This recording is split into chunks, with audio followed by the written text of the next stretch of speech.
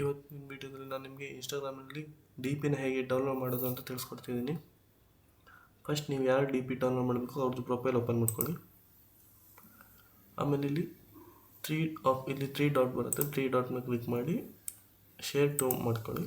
ಇಲ್ಲಿ ನಿಮಗೆ ಅವ್ರ ಪ್ರೊಫೈಲ್ದು ಲಿಂಕ್ನ ಕಾಪಿ ಮಾಡ್ಕೋಬೇಕು. ಕಾಪಿ ಆದಮೇಲೆ ಕ್ರೋಮನ್ನು ಓಪನ್ ಮಾಡಿ.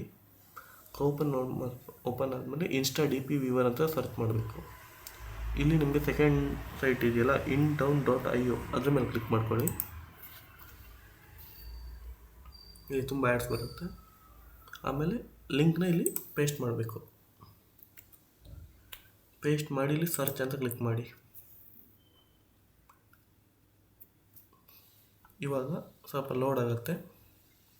ಇವಾಗ ಈ ಥರ ಬರುತ್ತೆ. ಈ ಥರ ಬಂದಲ್ಲಿ ನೀವು ವ್ಯೂ ಬೇಕಾದರೆ ವ್ಯೂ ಮಾಡ್ಕೊಳ್ಳಿ, ಇಲ್ಲಾಂದರೆ ಡೌನ್ಲೋಡ್ ಬೇಕಾದರೆ ಡೌನ್ಲೋಡ್ ಮಾಡ್ಕೊಳ್ಳಿ. ವ್ಯೂ ಮಾಡಿ ತೋರಿಸ್ತಿದ್ದೀನಿ. ಇವಾಗ ವ್ಯೂ ಮೇಲೆ ಕ್ಲಿಕ್ ಮಾಡಿದರೆ ಅವ್ರ ಡಿ ಪಿ ಹೀಗೆ ಕಾಣಿಸುತ್ತೆ.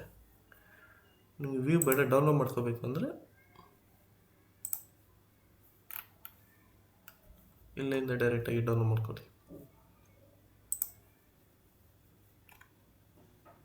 ಆ್ಯಡ್ ಕ್ಲೋಸ್ ಮಾಡಿ ಇಲ್ಲಿ ಡೌನ್ಲೋಡ್ ಬರುತ್ತೆ. ಡೌನ್ಲೋಡ್ ಆಪ್ಷನ್ ಮೇಲೆ ಕ್ಲಿಕ್ ಮಾಡಿದರೆ ಡೈರೆಕ್ಟ್ ಡೌನ್ಲೋಡ್ ಆಗುತ್ತೆ ಇಮೇಜ್. ಈ ರೀತಿಯಾಗಿ ನೀವು ಯಾರ್ದಾದ್ರು ಡಿ ಪಿನ ಡೌನ್ಲೋಡ್ ಆದರೂ ಮಾಡ್ಕೋಬೋದು, ವ್ಯೂ ಆದರೂ ಮಾಡ್ಬೋದು. Thank you.